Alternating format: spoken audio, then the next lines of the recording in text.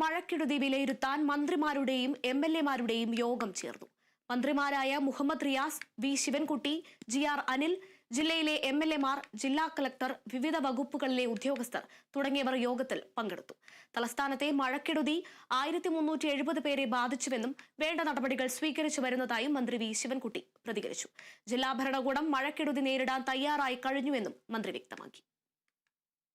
Rapid response team, civil defence volunteers, emergency volunteers തുടങ്ങിയവരെല്ലാം തയ്യാറാക്കി നിർത്തിയിട്ടുണ്ട്. വേളിപ്പൊഴി മുറിക്കുന്നതിനുള്ള നടപടികൾ സ്വീകരിച്ചിട്ടുണ്ട്.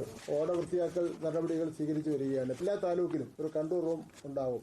ആ കൺട്രോൾ റൂമിൽ എല്ലാ ഡിപ്പാർട്ട്മെന്റിന്റെയും ഡിപ്പാർട്ട്മെന്റിന്റെയും പ്രശ്നങ്ങൾ കൈകാര്യം ചെയ്യുന്നതിന് വേണ്ടിയുള്ള സംവിധാനം ഉണ്ടാകും. അപ്പോൾ ഏത് നിലയിലുള്ള ഒരു വെള്ളക്കെടുതി ഉണ്ടായിരുന്നാലും അതിനെ നേരിടുന്നതിന് വേണ്ടി ജില്ലാ ഭരണകൂടം തയ്യാറായി നിൽക്കുന്ന ഒരു സ്ഥിതിവിശേഷമാണ് ഉള്ളത്.